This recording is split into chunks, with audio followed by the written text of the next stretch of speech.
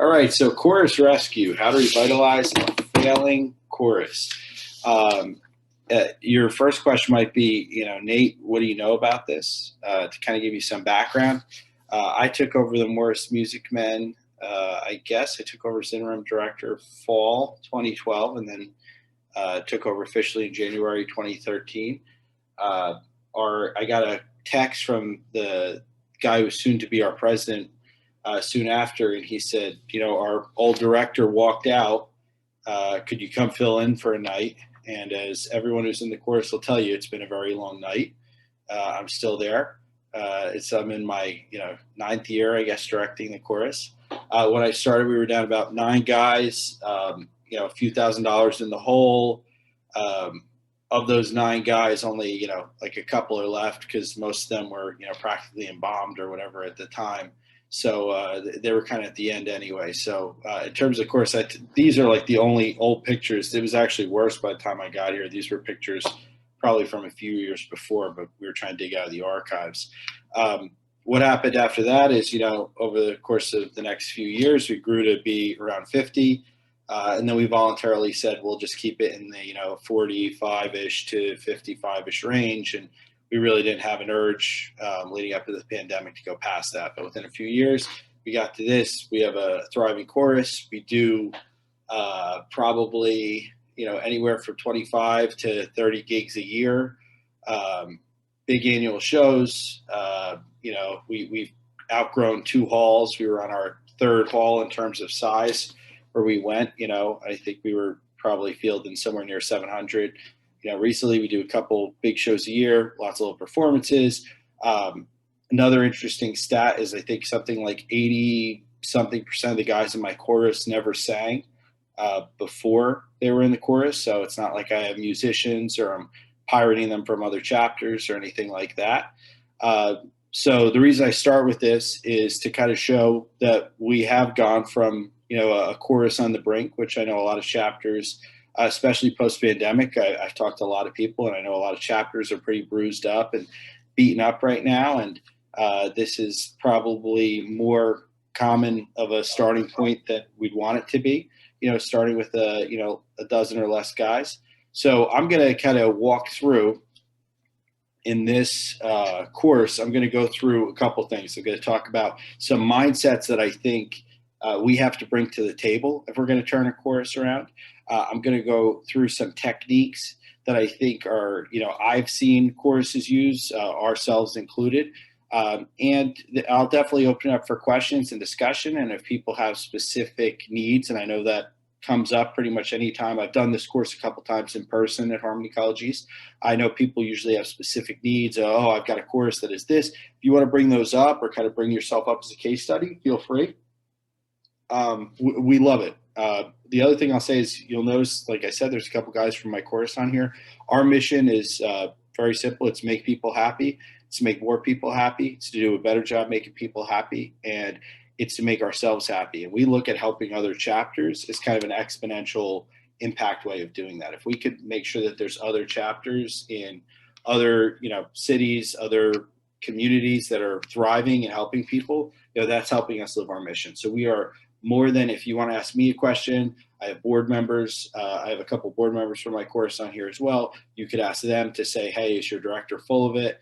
They'll say I am, but I see Richie shaking his head. They'll say I'm full of it, but they'll be able to kind of affirm what's going on. Because I know I did that actually because I taught this course before. The reason I say that is people be like, no. So then I said, okay, I've got to bring along a couple course members for people to kind of plug. So feel free as we go along. A quote that I want to get into before I start is, I always love this one. All change is hard at first, messy in the middle, and gorgeous in the end. And I say that because everything that we're going to go through and the fact that I'm smiling now would make you think that this is just, snap your fingers and you can get it all done in a week. And, then if you feel like doing something the next week, you undo it all and start over again. It's a slog, right? Especially, depending on how far down you are. It could be a lot of work. And as I kind of said in my one course I taught yesterday, I taught one on how to have the happiest course in town. If you don't make it enjoyable and worth it, you're not going to want to do it. the people around you aren't going to do it. They're not going to want to do it. It's not going to be motivating. So change is hard at first, messy in the middle, and gorgeous at the end. So you're going to have messy middles. It's going to be tough to break inertia. It's going to be tough to change things. It did feel kind of hopeless at many points as we were going through it ourselves. But I just want to tell you, I think it could be gorgeous at the end if you keep at it. Any questions before I kind of dive into the meat of the course and start hitting on some things? I do have a quick question, but do you see it being important to be able to maintain your own website, or do you think that personal touch is a little bit more important? Yeah, that's a great question.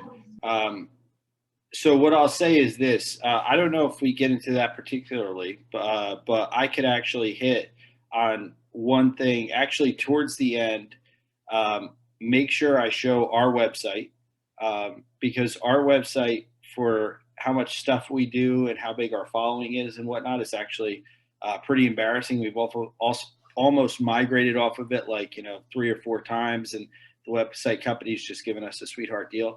We do not have a great website, but I think that there's so many ways without doing that, because I know that that's a technical gap for some people.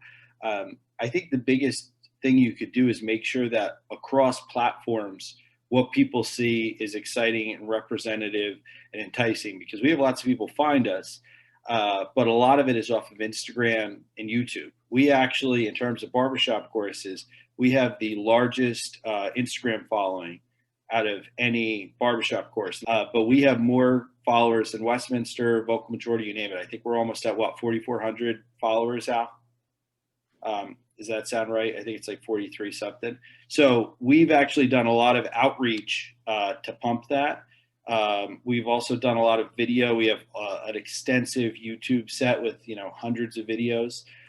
We've done a lot to create media without actually working a lot on the website. I'd say the website is, if you read it and you see the pictures and the links out, we more or less use that as a home base. But we have had people, and especially younger people, that find us because they go on YouTube, they go on Instagram, and that's, a whole SEO conversation itself. People always assume it's just the website.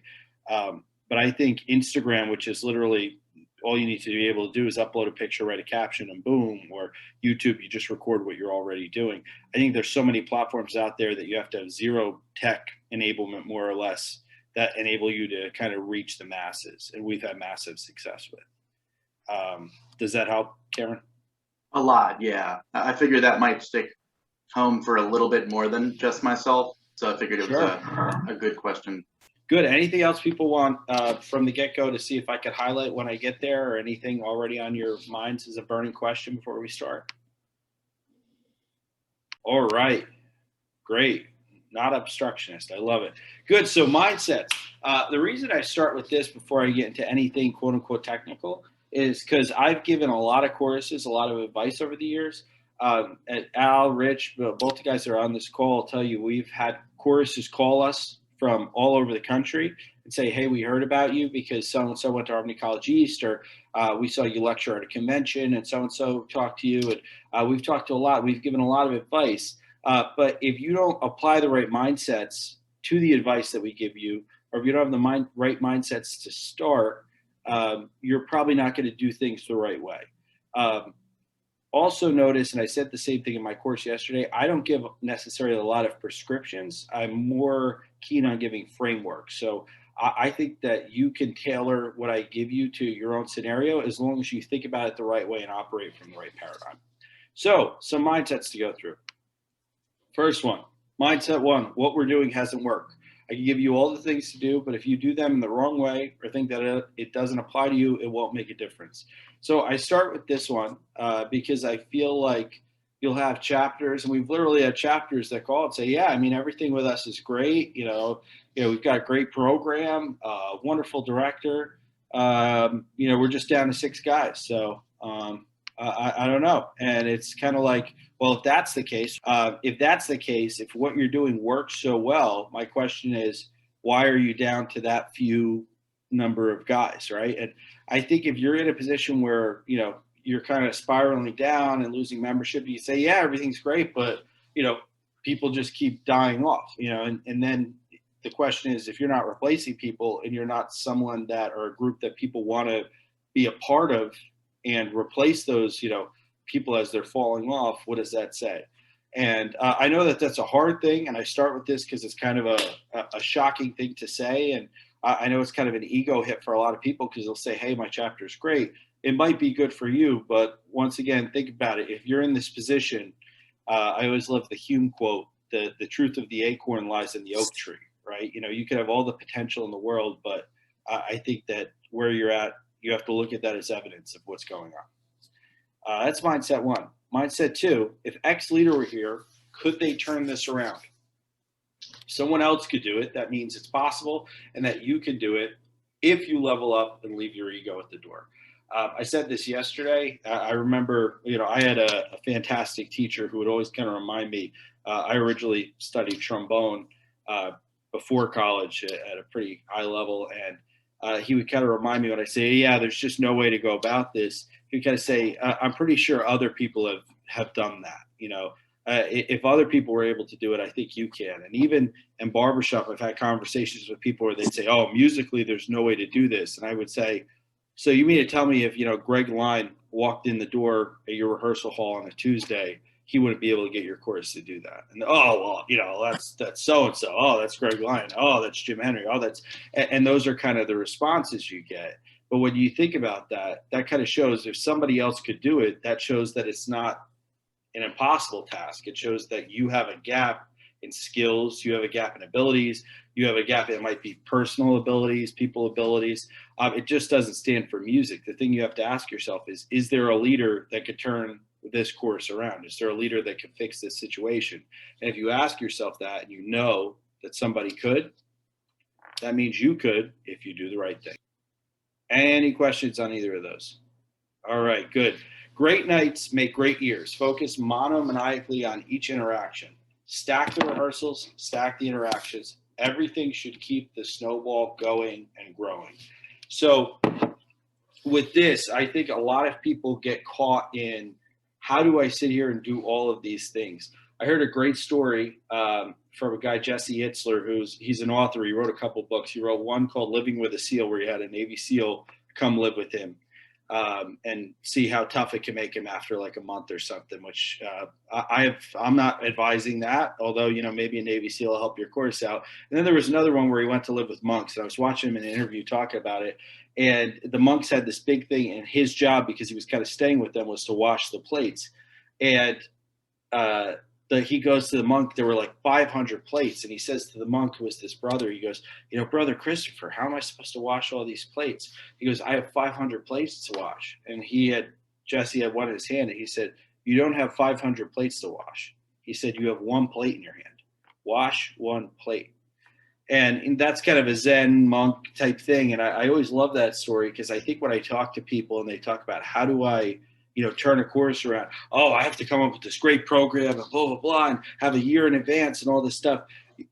As a director, you really, if you're in a rehearsal, you have one rehearsal to make great. As a leader, you have to focus on one rehearsal.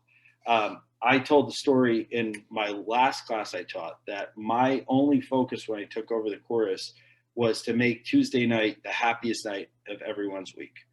And that was my sole monomaniacal focus for at least the first year and a half until we could really start spinning things in the right direction. Because I knew if I could just make that Tuesday, and I didn't say, how do I make the Tuesday 6 weeks from now great? And of course there was planning, and I tried. But I said, how can I make this Tuesday night in itself the best night of this guy's week who comes in the door, if this guy comes in? And what I'm telling you guys is, if you make each night, each rehearsal fantastic, and you just focused on it, if you're really spinning and you just got all hands on deck for, the leaders you trust and everything, you sat down and said, what can we do to make this Tuesday night awesome, that everyone would be excited, they'd be overjoyed?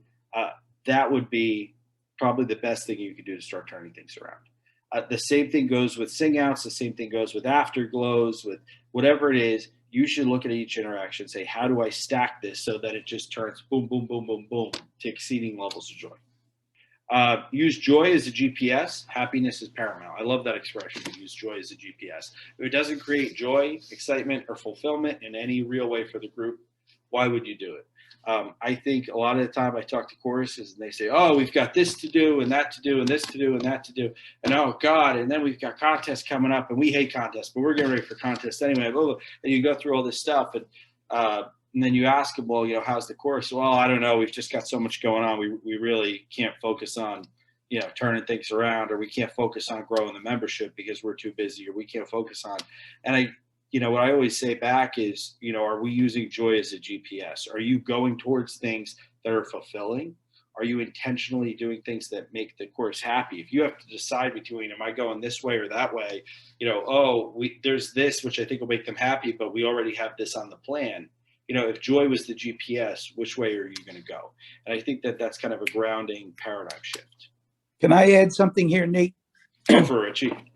The number one comment we get from our audiences when we perform is that you guys look like you're having so much fun up there. It's just a testimonial to what you just said. I mean, we're happy and the audience recognizes it, and Nate really works hard at making sure that every exchange with us is one that makes us laugh, not creates any hard feelings or dissension. That's I think pivotal and one of the most important things. Thank you. Thank you, Richie. I appreciate that. And to that point, when I say part of our mission, the third part is make ourselves happy. That sounds like a selfish thing, but if the happier we are, the happier we can make everybody else. And that's why I say, like, as a program, it sounds selfish to say, I want to have the happiest chorus in town. I want to have the happiest chorus possible. If your chorus is just so excited to be there and you show up at a sing out, our guys, like I said, a lot of them are working. Most of them never sang before. The fact that we're doing, 25 shows a year or whatever, obviously not in a pandemic, our numbers went down a little bit for live shows, as I'm sure you can imagine. But Richie actually does a lot of our booking and handles this, and we just have shows and we're pushing off shows because we're too busy. But the fact that our guys show up and want to do that, as amateurs that are unpaid and just going out in the community, that's what we love. If they weren't excited to do that, A, they probably wouldn't show up and we wouldn't be able to field a good number. And B, what do you think the audience feels when you have guys that are kind of just, well, at least this is paying the bills for contests, with their hands in their pockets or whatever else they're thinking? Do you think that that's what music's about? Do you think, no, and that's not what we do. So I really do feel like the happier you make yourselves, that's an exponential effect. That's something where you can really just make so many people so much happier. So I'm a big believer in that. Steer towards blue oceans is mindset 5. Steer towards blue oceans, leave the red oceans for everyone else. Don't compete, create new opportunities. So when I started, it was the typical, some of the conversations you'll hear is, if we could just get Joe back from so-and-so chorus, because he went over there. Oh, he was such a good, Barry, if we could just get him back. Oh, and if we got this guy who sings with them, he kind of lives close and this. And there was a lot of that. Like I said, at many points, I haven't run the numbers lately. We haven't run a lot of the numbers, obviously. But at points, our chorus was somewhere like north of 85% of the guys had never sung in a chorus before, never done anything before. They had just joined, right? And that's why, and I'll talk a little bit later about how we've handled Ready, Set, Sing and how I think that's probably the best tool to turn a chorus around when done right. We have people that weren't actively singing. So I didn't say, how do I get, these are the pool of guys that everyone else is competing for. And if we look realistically across the Mid-Atlantic District, wherever, that pool has shrunk in the past 10 years. Right, there's less guys at choruses. There's less choruses, guys and girls. If I say guys, I apologize. It's just because my chorus is all guys. Please don't be offended. I know there's mixed choruses and women's choruses and all that, but when it comes to that's become a smaller and smaller pool. If that's what everyone's competing for, if we get the good guy from here and the good guy from here and the good gal from here, what does that do? Um, that's everyone competing in a red, blood-filled, chum-filled ocean, right? What we did is I said, I'm not going to compete for these guys. Mostly because we would have lost because, if you were singing in an A-level chorus, and like I said, our guys, when we first started doing gigs, I said to Dave, the president, we really can't take money for some of these because it was so embarrassing. Are we going to sit there and get those people in? No. So our mindset has always been, and what we constantly remind ourselves is, instead of competing what everyone else is going for, where are there new opportunities that we are not seizing, whether it's for membership, whether it's for money, whether it's for appearances, whether it's, you name it. I always say, if other people are doing it, let's not do it. Let's find a different way. And usually that's less resource intensive because there's no competition too. Just a thought.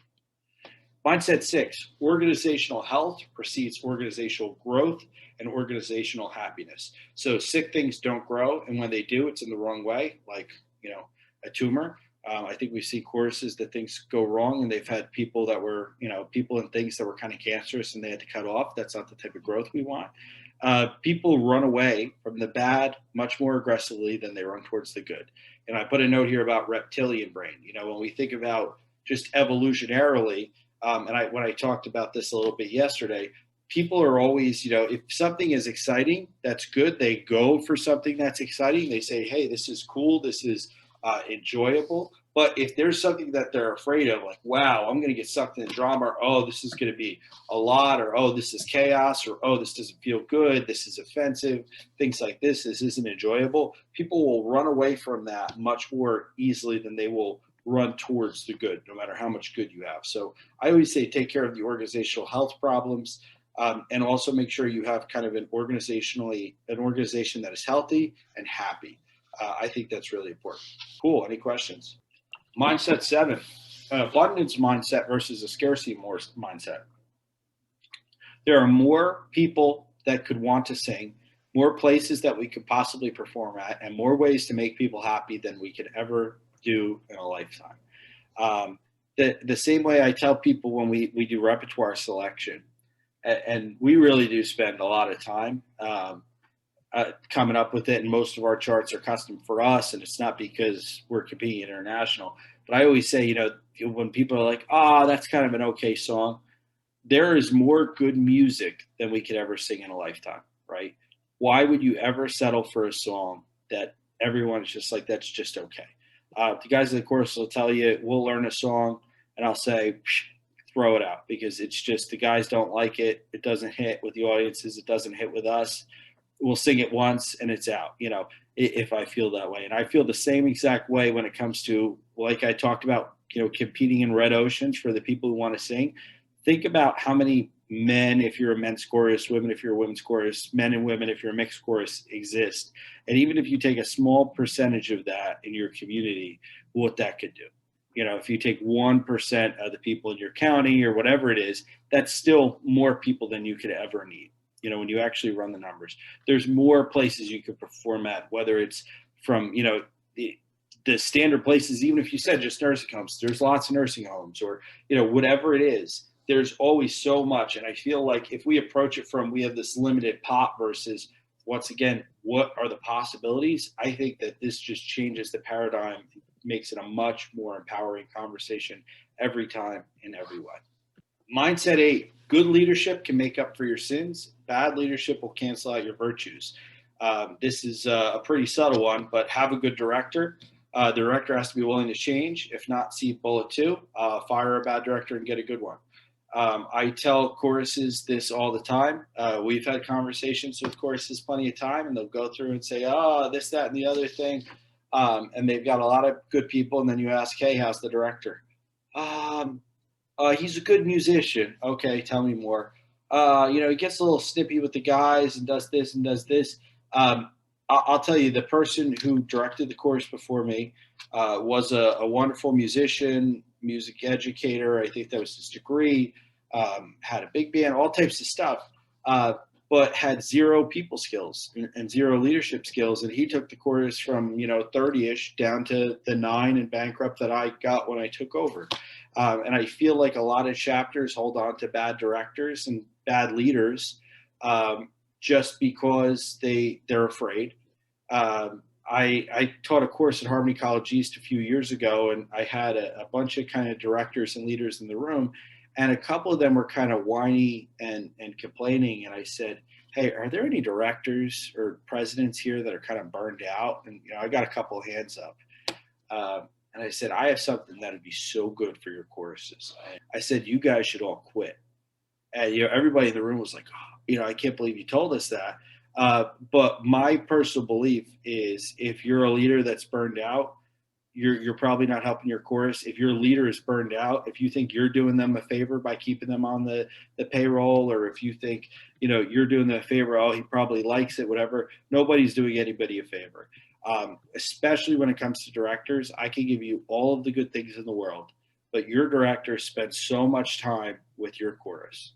And if your director is not a person that they enjoy being around, that fosters an enjoyable environment, that helps drive towards fulfillment, drive towards goals in an enjoyable way, that leaves everybody feeling better after they leave than when they came in, then everything else you're doing that's good goes right out the window. That sounds dramatic. But I'm sure there's a lot of people here that could tell stories that are very similar to that. So I put this here as kind of the last essential mindset before we go into the rest of it. Any questions, thoughts, or comments about kind of the mindsets that I went through? Nate, for the director who is very personable and gets along with the chorus and is willing to change, but isn't that good of a director? Do you still think you need to can the director, or do you spend time training him, or what do you do?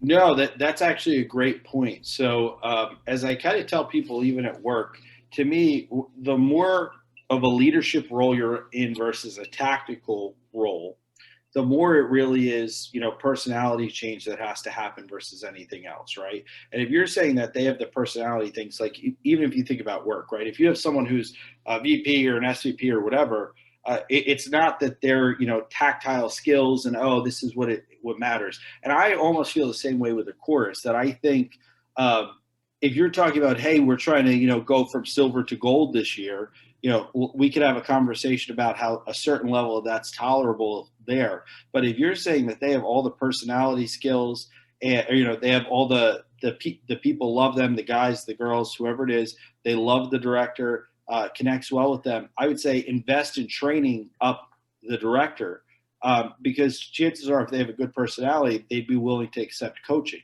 I think it's much more likely, if you say that this is a flexible, good, enjoyable person, they are probably more likely to be able to leave their ego at the door, or understand that if they have that great relationship with the guys or the chorus or whatever, if they have that great relationship with the chorus, chances are they're willing to kind of put their ego down in order to lift the chorus up. And, they'll say, I kind of have to step aside here, and I have to get coached up to meet the right level. Most of the time, that's not what's holding a chorus back. I mean, if you said the person was terrible, and I don't know what your scenario is, maybe that would be, but that is very rarely what actually is holding the chorus back in my interactions. But I would say definitely keep that director, is my off the cuff answer. Thanks. Sure. What other questions or thoughts? Nate, if I can just chip in one thing. Sure. I'm the newest member of Nate's chorus, and I think it says something about our chorus that 3 of the members on this video are from Nate's chorus. But one of the things I've seen Nate do is, every single time we get together, he personally greets each and every person who's in the room. And that includes the guy that shows up, straggles in 10, 15 minutes late, greets him without judgment, without criticism, hey, how are you? You all right? And I think that you model that behavior. And to the gentleman who asked the question about what to do with a music director who's either weak on personality or weak on technical skills, I agree with everything Nate said, but what I would add is just looking at the dynamic between my chapter president, who's an excellent president, but a very laid back kind of a guy. And that works very well, to have Nate, who you can tell is a pretty forward, extroverted kind of guy, and our president, who lays back a bit and does a tremendous amount for the chapter. But it's almost like in our chapter, you're looking for leadership from two guys: the laid back president who sings bass, and our effervescent director who's out front. That's absolutely true. And we always joke, and we could have a whole conversation about how that's gone. But I always joke is I tell everyone that Dave is the president of the chorus and that I'm the Pope, because I'm the spiritual leader and Dave is the organizational, governmental leader. So yeah, I really do feel like that's true. And we could even talk about leadership balancing and board versus director, because I do really think that there's something there. But for me, it's really, I look at myself as the leader and I manage the vision of the chorus, and the board is there to handle all the operational, organizational things that help me as I'm trying to drive the chorus towards the vision. I think it was Stephen Covey in the 7 Habits of Highly Effective People. He told this story. I don't know how many people have read the book, where he said, they asked him about the difference between leadership and management. And he said, if you were trying to chop down a forest, he said the manager would be the guy on the ground with the guys that are, with the, what do you call them, the machetes that are trying to chop it down. He would be the guy saying, oh, if you guys go like this, we could get through faster. He said the leader is the person who climbs the coconut tree and says, no, we need to go over there. And that's the patch of forest we need to go after. He said that's the difference between leadership and management. And I always look at it as like, I have to drive the vision of the chorus. I have to manage that vision and shaping that vision and inducing that vision from my chorus. Understanding is what we're driving at in line with everything we're saying, in line with everything we're doing. Is this in line with everything that's inside of them?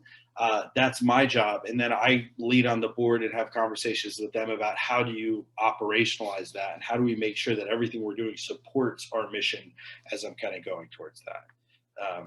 That sounds like a lot of word salad, I know, but any questions now that we open that can of worms? You did say you were on the board then? No, please. They don't pay me enough. No, I actually, I go to board meetings occasionally when it fits and when they have good food. I show up just to kind of see what's going on. But me personally, I don't see myself as a board member. I'm the leader of the chorus, and I say that the board is the manager.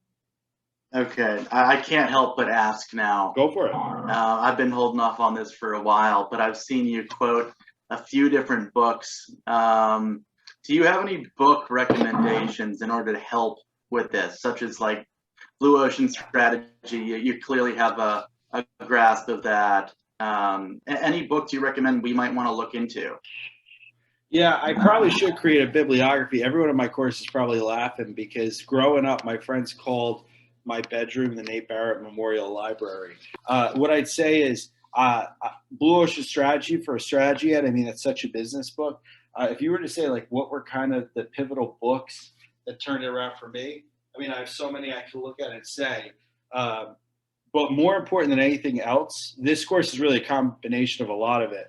But as I always tell people, it's going to come down to your development, right? And the things that have made me a good director and a good leader is working on me and making sure that I have the constitution to have the patience with the guys and to have the patience that when somebody's standing on a couch telling someone, to F off, that I could just sit there and laugh as, the events that have happened and the funny stories that have happened. It's really been more of, am I in the right place to do the right thing, to be good and do good?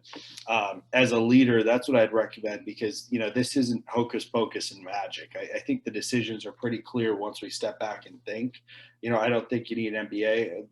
Based on the MBAs I work with, I don't think anybody needs one because they're all pretty useless. So I don't think that's, I don't think that's the answer. When I say it's for you to do what it takes personally, developmentally to be the best you could be. And I'd say there's a lot of authors I love, from Robin Sharma to, I don't know, I read a lot. And I've read most of the classics and all that, but I really do. I like Robin Sharma. I think he probably encapsulates a lot of the things that I've applied in terms of, what I think it takes to be the type of high performer to do this. I'd say that he's probably, if I was going to give one author, I like him a lot, and I probably quote him a lot on this stuff. Good question, though. Anything else before we move on to the next section? Any questions about maybe the board director stuff? Good. We'll keep moving through. So the first thing I always tell people, once you have the mindsets in place that I think matters, is take stock honestly. Where are you at? This is analyzing counts and contribution. So when I think about personnel, leadership, financially, when I say counts and contribution, you might have, 14 guys, but, if 5 of them are practically embalmed, think about what that actually means for you, chorus wise, performance wise, or, if you have 14 guys, but 3 of them are kind of 1 foot out the door. So when I think about counts and contribution, or they're, these 2 guys are more of a pain than they're worth when you actually think about it, and the fact that they're always kind of pushing on the culture. That's why I say, don't just think about counts, think about counts and contribution.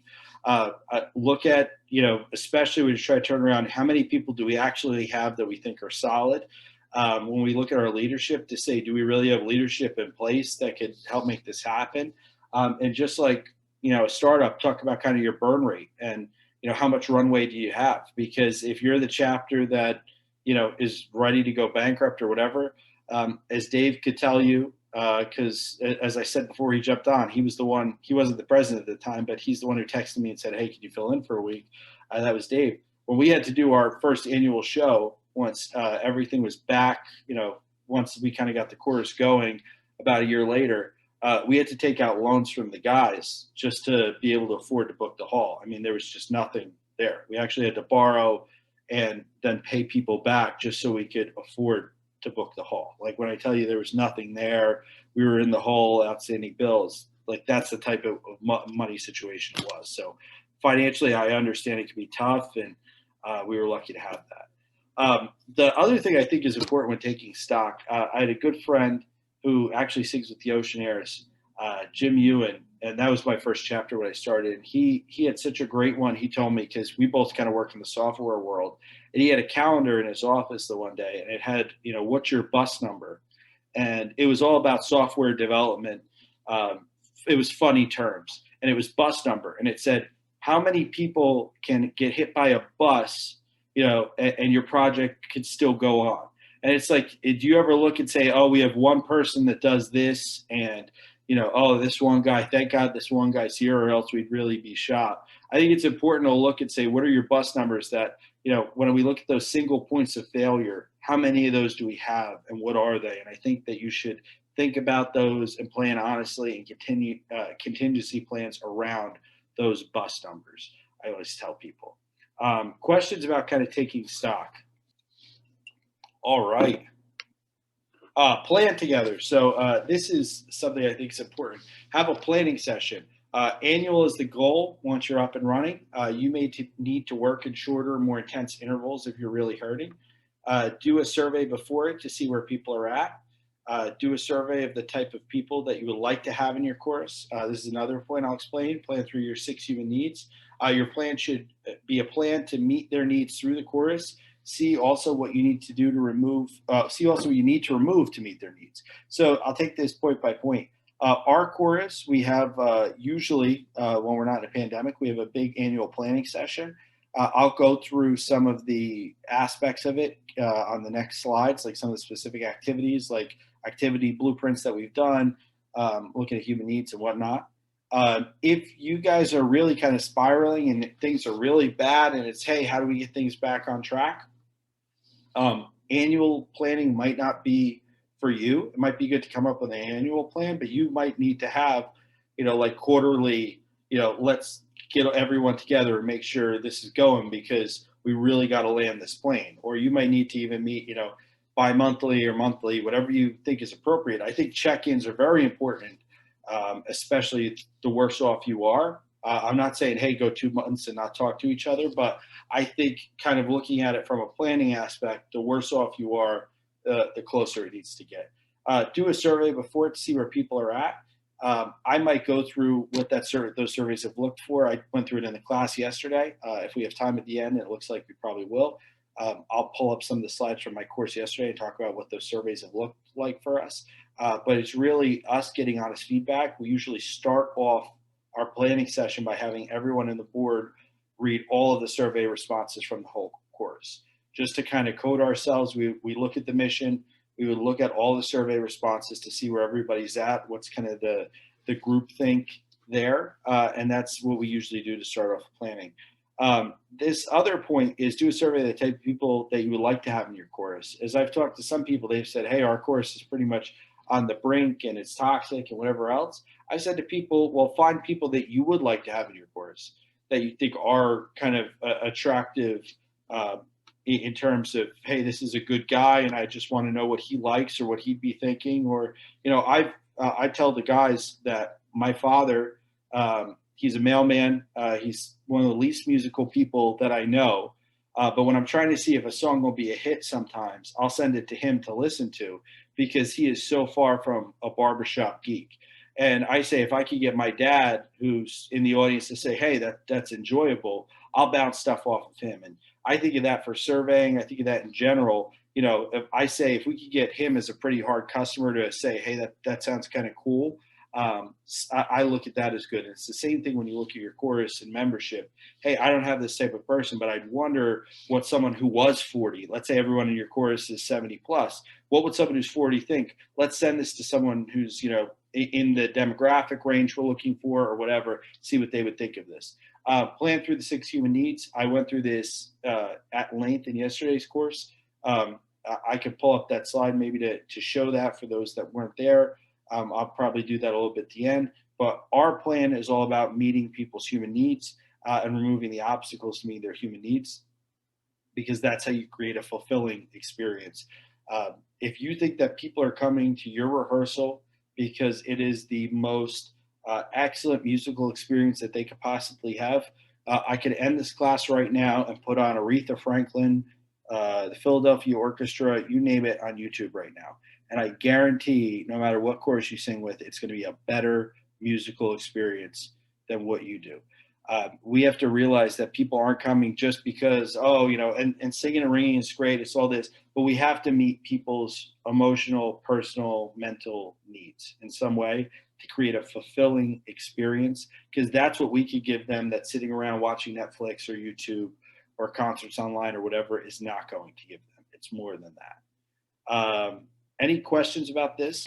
Okay, build activity blueprints. This is something that I did a lot early on. Dave's probably having flashbacks because we would always do these, and we would use the giant sticky notes and we put them all over the walls.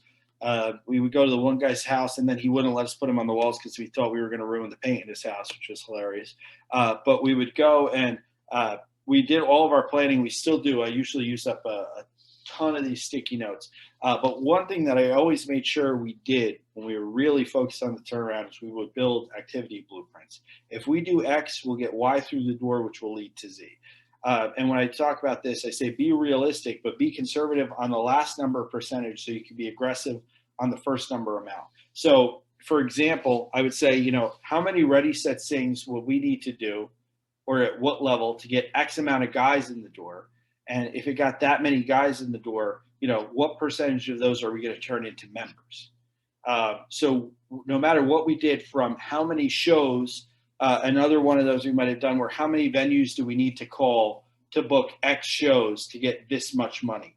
I think a lot of the time we go, hey, it would be great if we got more shows. I really think, especially when you're trying to turn an organization around, this is the level of detail you need to get at, looking reasonably at conversions and percentage. But when our main goal was membership, and that really was our big driver for a lot of time, 50% year over year membership until we hit 50, it was really about what do we need to do? And then we would track our numbers and say what percentage of the people we get in the door turn into members. And then it was really about different things, mostly ready, set, sings, as well as other things. You know, what do guest nights convert out? What do these convert out? What does social media outreach convert out? And we would kind of go through and use this to build out our activity. The same thing with financials. We would do it just to say we wanted to add, we were intentional about, we want to add this much surplus to our bank balance by the end of the year. And we would say, okay, so we need to do this, this, and this. Everything we did for any goal we had for the chorus had an activity blueprint, because if it didn't have an activity blueprint, it wasn't real. It was baloney. If you think you have a goal but you don't actually build out an activity blueprint for it at this level, and that then drives what you're going to do activity-wise, you're really not doing anything to turn around probably, because this is the level of detail I think at minimum you need to go through. Questions or thoughts about this? Great. So Ready, Set, Sing. When done right, it embodies all of the great things said in here. When done wrong, it can yield little. Like I said, 80-something% of the guys in my chorus roughly came in through Ready, Set, Sing. And that's because actually when I look at the people that are on this call from my chorus, Rich Dangerfield, who's Rich Patillo, who's on, came in through Ready, Set, Sing. Al Natolo, who's on, came in through Ready, Set, Sing. And Dave was around beforehand, so he did not come in through a Ready, Set, Sing. But Ready, Set, Sing, I used to teach a whole course on this at Harmony College. I probably will again. I went around all around the Mid-Atlantic. I presented all the division contests the one year and the fall convention. Really what we've done is we took the society program, we changed it ourselves to make it better. We can go into some detail if we have some time at the end. But to our point about Blue Ocean strategy, I retooled the program and said, let's capture people that have always wanted to sing, that don't have the ability, and let's make them our chorus members. I've gotten a lot of responses and thought to that, oh, they're not going to be good enough. They're not going to be able to keep up. They're not going to be able to do this, that, and the other thing.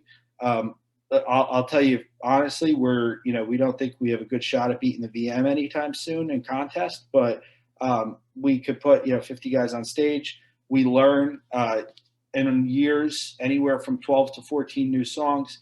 Could put on 2 shows all of our own. We're learning constant new repertoire, doing over 24 shows a year. So like I said, if you guys want to beat people and do that, sure, you might have some complaints and some thoughts. But for us to have just a thriving center of our community, that's a chorus that connects and does all types of outreach and does all the things that we want to do, this is more than good enough. I really do think it's a great program. I could get into specifics. I don't know if anybody has any questions now. We could probably maybe save some of that for the end because I could talk at length about Ready, Set, Sing. But any general questions about that or approach-wise? What I'll say is, I'll tell you, I've taught this course before. It was a 3-hour course. The E.E. Cummings, if I had more time, I'd do a shorter lecture. I always love that quote. So this was yesterday. I probably had a hard time chopping that one down, and that one probably ran a little bit like this. I think I might have chopped a little too much, but that's fine. We could go through some of this as well. It looks like we're about at halftime. So Ready, Set, Sing. Yeah, I'll talk generally. I'll give the outline of what we do, and then I'll field questions about this. Our approach is as follows, and I do have marketing people and whatever on to answer some of those questions as well. But we do a 6-week course. For those of you that aren't familiar, Barbershop Harmony Society published a thing on it years ago, probably a decade ago, saying, hey, this is great. Sound of the Rockies published their own thing. There was a general one through Sweet Adelines before that, where it's more or less you do a free singing lessons program. And you use that program in order to get people in the door for singing lessons, and then maybe in some iterations of that perform with the chorus, and then some of them possibly join. The way we approach it, I'll give the general overview, and then we could dive into questions. We do treat it as 6 weeks. I've outlined what those 6 weeks are. It's very focused on. I redesigned the vocal teaching myself, so it was focused on getting people that had never sung before up quickly, and it was designed to take the obstacles. I think when people go in order, one thing I'll tell you right off the bat is, directors say, oh, I'm going to teach them in order. Okay, the first week is posture. The guy comes home, goes to his wife. His wife goes, what did you learn today, honey, about singing? And he goes, oh, I'm a great singer now. I've got great posture, blah, blah, blah. And then he goes in the second week and, the director goes, oh, well, now I taught posture. I need to teach breathing. He walks in the door the second week, his wife goes, hey, honey, what did you learn this week? Oh, yeah, I'm a great singer now. And we teach these things logically, but we're not thinking about, are we giving someone early wins and frequent wins? So I've really designed it so that it's enjoyable for the members, keeps them coming back, gets them over the humps. I do have kind of a sheet with kind of the vocal pedagogy aspects of that I'll be happy to send over. But it's 6 weeks. We learn a song. the song is, we try and go for something that we think is going to be a classic that people across demographics are going to like. But we do a lot of field testing to see like what's something that's kind of a timeless song across generations that we might be able to find. We did "I'm a Believer" because we picked that one because older people had that from the Monkees, and my generation had it from Shrek. So I was like, boy, that's a good one. We did Kokomo. We've done Banana Boat, Still of the Night, Hooked on a Feeling, Longest Time. 8 Days a Week. We did the mini version of the Doug Harrington one. We more or less try and pick songs and, we field test them. We do that. And by the end on week, 6 or usually week 7, we say, hey, we give you guys a full 6 weeks. We do a big graduation where we have a party, the chorus, some quartets perform, and then we more or less make a big deal out of these guys. That's what you can see here, I think. So that was the Kokomo one. So we gave them all, coconuts out and whatnot. And we make it a fun time for them. Like we usually do gag gifts, and we tell them to bring their families. Like we have it as like a big party, afterglow type thing in our church, and we perform a few things. And then the closer, and if you pick a song that wouldn't make a good closer, you probably didn't pick a good song, because if it's not a good show closer, at a general kind of gig, chances are it's not going to get the people's blood pumping enough that they're going to want to join, right? So you pick a song that's more or less like a good closer. They get up there. We give them each their own certificate, and I kind of talk about each of them personally. We hand it out. I'll say, oh, Paul was a great guy. He kept telling me he couldn't sing, and then, you tell little stories like that, and, that pumps them up in front of their families.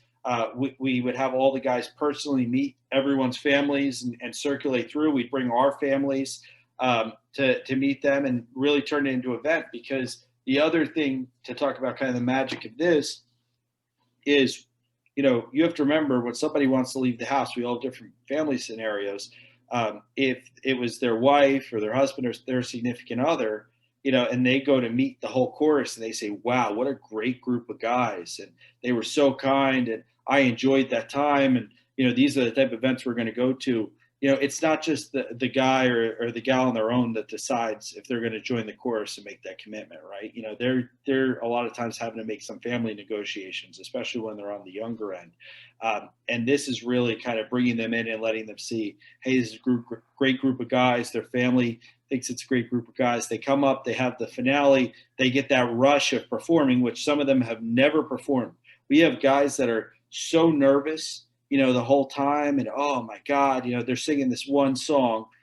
Usually it's not necessarily the highlight in terms of singing quality, because we have a bunch of guys that never sang before 6 weeks ago, and they're up there performing, and they're so nervous. They're, oh, Nate, I don't know, I'm going to blow it when we sing, Kokomo this Tuesday. I don't know. And they're nervous about it. And, but they go and they do it, and they get that adrenaline rush. And if they want to keep going with it, they show up the next week. A couple of key things about this, I'll say. What we do specifically, and I'm probably forgetting some aspects of this, because like I said, it's on 3-hour course. We've really done a good job coaching the guys to not act like sharks on chum.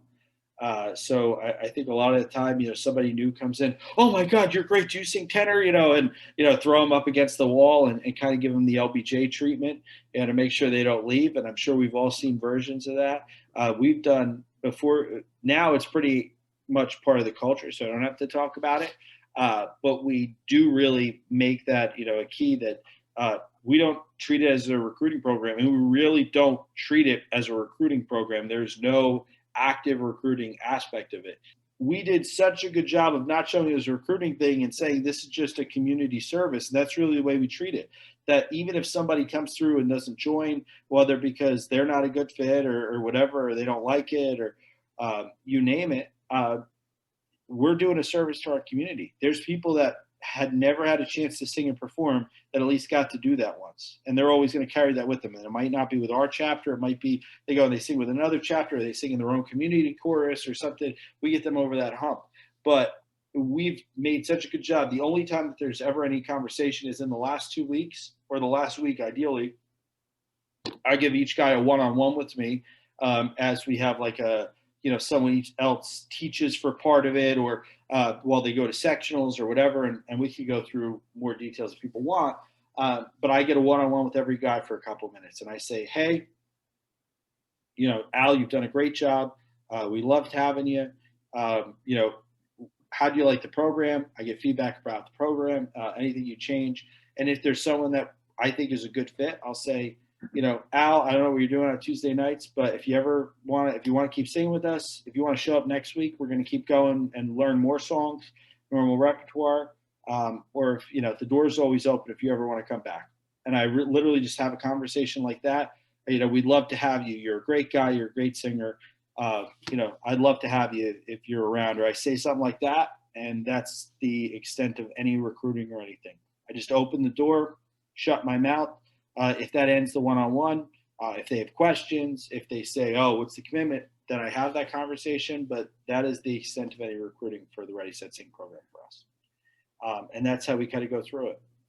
I don't know if I missed any key points anyone in my chorus thought of, but any question? Go for it, Rich.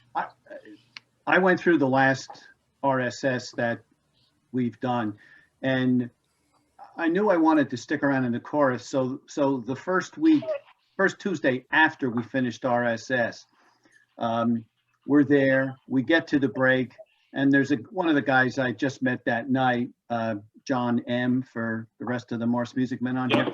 That guy gets up and says, if I have everybody's attention, I didn't know this. I didn't know anything about the guy. And he says, this is my first night back after chemo. And I'm getting choked up just thinking about this. But he got choked up and through tears said, you guys kept me alive through chemo. This is a brotherhood. And I felt it that night, and I felt it since. This is, I'm trying to get the percentage right, but, some nights we're no more than 50-50 singing and busting each other's chops. On a good night, maybe it's 80% singing and 20% chop busting, but the chop busting is a very important part. By that, I mean the camaraderie, the good natured stuff. No, thank you. That's a great story. And,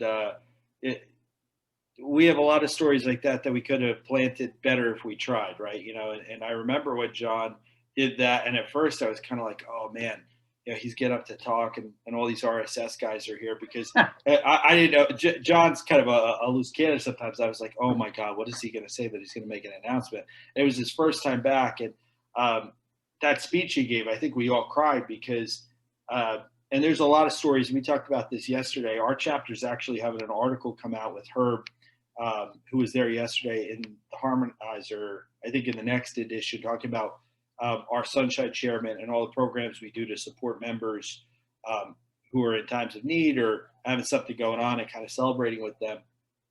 But, when John was going through it, the campaign of phone calls, help, do you need a ride? The stories you hear from, do you need a ride to the doctor, to drop it off food, to, our chorus is really a group of friends that sings together more than anything else. And John, of course, got up and he said, you guys got me through. And I thought about it, and even talked about the breathing. I remember that speech like it was yesterday. But I totally forgot that was during an RSS until you said that, Rich. Yeah. Any questions or comments? I'd like to add something about RSS. We've also had, in Westchester, we've had great success with RSS also. Absolutely. And it follows pretty much the same scheme you've described. And I'm sorry I joined late, so maybe you said this earlier. No, but we found that the most important thing is to get buy-in from the members. If the members are not, on it, then it's just not going to work. So for the first couple of weeks before we start, I'm like pounding the members, you got to beat the bushes. You got to get people to come in here. We have flyers, put the flyers up. So the first buy-in is to get the members to try to get people to come to the session. The second buy-in is to get them to behave in a certain way with the RSS guys. Obviously, you're not going to beat them over the head with membership. And I send a memo out to my members every session now. It's 2 pages. The first page is basically, this is what's happening. The second page is do's and don'ts. One of the do's, smile, wear your name tag, say hello, be friendly. The don'ts include, don't talk about membership, right? Yeah. And if somebody asks about membership, because they do, refer them to the membership VP, the president, or the director. And we got, like half a dozen do's, half a dozen don'ts, but getting the members to behave the right way is key to this being a success. That's a great point, that really the culture and the behaviors of the members is what's going to set the tone. Desperation is the biggest turnoff. So anything that feels desperate, if your question is this on the edge, it probably is a little desperate, don't do it.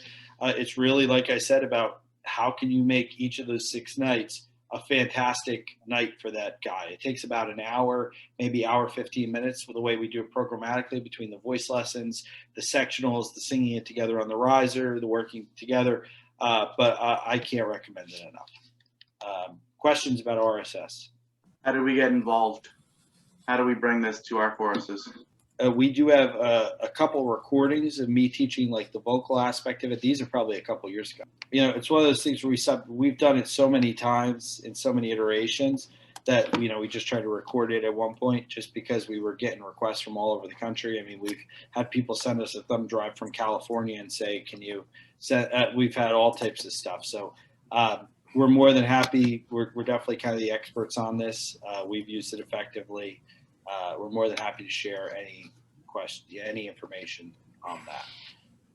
But we'll get you all that stuff. I mean, it's hours of material, literally. But happy to help.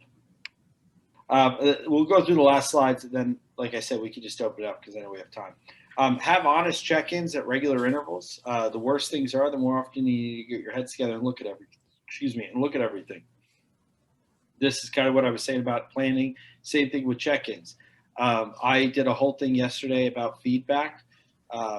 And if you want to have a happy chorus, you need to be maniacal about getting feedback constantly. Al will tell you, Dave will tell you, I can't think of a rehearsal, a gig, anything that I don't walk out of and I don't talk to at least a handful of guys and say, what did you think of this? What do you think of this song? To the point that, I look like I'm trying to get money off of Al. I literally just am so, I want to know what people think of this. So not only check in with your leadership, but check in with your membership constantly and get that feedback and to get those virtual cycles going. Get wins under your belt and stack them. So I'll probably turn it over to Dave to kind of talk about how this went. I always love this. I forget where I got it. It was either Jeff Olson and the Slight Edge, or I can't remember what book. I have to go back and figure it out. But you don't need confidence to turn on a light switch. There's no pep talk needed. And I'll get to this point with your course. A group set a goal you can hit and make it happen. If someone else can do it, that means you can if you do the right things in the right way or work with someone who can. So my whole goal was, on all the goals that we set, my personal goal for those goals was, every time we set a goal, I would do everything humanly possible to get us across the line on it. And Dave, I'll throw it over to him to talk about what it was like membership-wise when I said we're going to go 50% membership year over year, and how people reacted. But my whole thing was, if I had to beg, borrow, steal to get us across the line on all these important, our core 3 goals for those first few years, I did it. And the point was, that analogy about the light switch is, if people don't think they're going to be able to do something, that's when they need to pep talk themselves and, who knows. When they build up confidence that that instantaneously, if this is what we say we're going to do, flick, it goes on. You don't have that gap. And I always tell people, as leaders, your goal is you need to build up the wins so that if you say, hey, this is what we're going to do, we're going to put on the show. I mean, my guys will tell you some of the repertoire and stuff we've thrown out, and the crazy, hey, I know you guys can't read music, but we're doing this, 11-part arrangement on the show in 2 months, and we're going to record it. And by the way, we're going to have people dressed up like lions run across, stuff like that. I've done that and said that, and we pulled it off. And, even when you get the hems and haws, it's like, when have I let you down, right? And when you get to that point as a leader where you're just constantly getting those wins, and especially when you're trying to turn a chorus around, I think doing that with small early wins is kind of the key in that turnaround. All right, I'll hit the last slide, then we'll open it up and hit other things. So the last point I want to make is make the whole thing fulfilling and worthwhile. You won't do it if it isn't worth it, so make it worth it. I know that sounds pretty elementary, but that's really what it comes down to. And when people ask me, why is this important? Why am I taking the time out to do this and everything else? You could change lives through a great course in your community. And I always think about what would happen if that chorus isn't there, whether it's our chorus, whether it's your chorus. I think about, well, we talk about how, Dave was talking about venue-wise, we've had to keep expanding for our shows because when I started directing the chorus, we were getting less than 200 people at an annual show. And we had a venue that seated about 450 or 430. And then after a couple of years, we grew out of that. We went to a venue that seated about 650. We grew out of that, and now the venue where we had our last annual show, I think, seats over 1,000. So we look forward to outgrowing that theater. I love that theater though, so I don't want to outgrow it too soon. Who knows? When the time is right, we'll outgrow it. But those are the types of things when I say this is growth and it's fun, but I'm being selfish because the more fun we have and the bigger the audience is, that's more people we get a chance to create an experience where we're making them happy. I think about all of these special stories about people who came through our course and were touched. And we're not just talking about members. We're talking about people in the audiences. We're talking about special friends that we have. One of the stories that, I'll tell just to say why I think Ready, Set, Sing and all these things are worth it is, and Al knows these people well, and this was before he was in the chorus, there were two special needs boys or men, however we want to call it, that came in for a Ready, Set, Sing the one year. And they came in the door and they had a father who was sitting in the back. And I noticed as we were going through the whole program, he was kind of singing along and hanging out. And I said, hey, come on up here. Why don't you do it? Because he wasn't going to leave the boys alone for it. And he was like, oh, are you okay having my boys in it at first? And I was like, yeah, absolutely. And then he came through the program and did the whole thing with them. And they were actually twins. And when the one would actually sing pretty well on pitch and the other wouldn't. So I would try to separate them. And I'd put one on one side of the chorus, one on the other. And then all of a sudden in the middle of the song, they'd go and they'd find each other and just reunite wherever they were. They couldn't be apart from each other. That's how close they were. It was great. And the program, ends, and I'm just thinking, hey, this is a cool thing.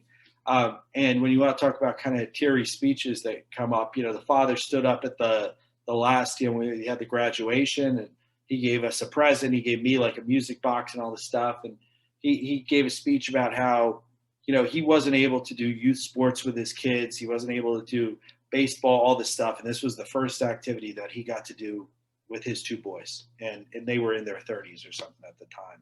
And I choke up just thinking about it because it was such an impactful thing for me, because there's a lot of days where I'm like, hey, I do this chorus. It's a great thing.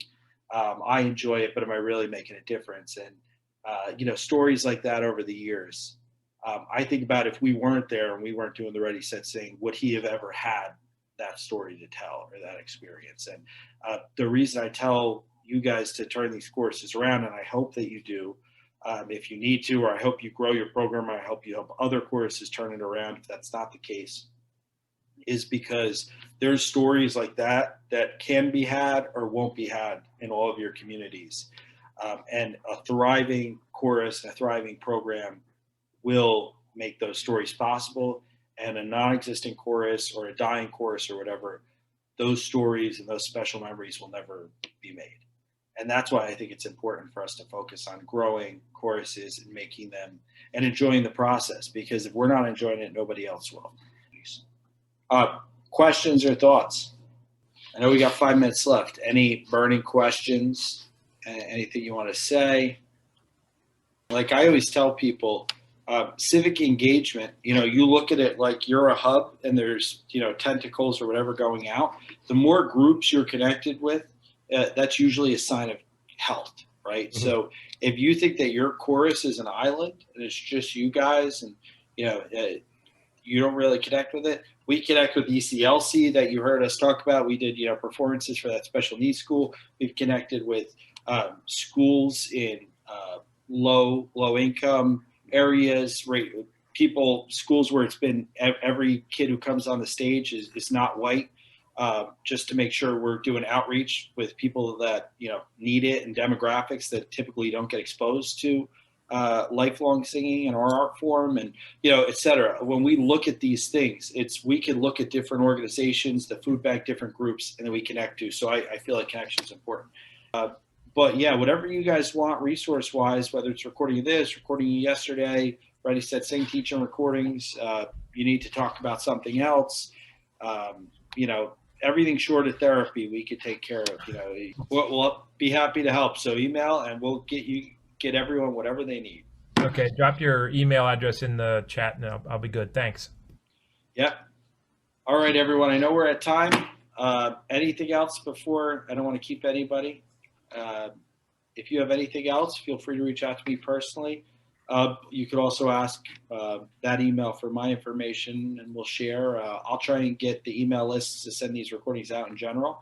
But if you need anything else, feel free to reach out to any of us. You've been a great class.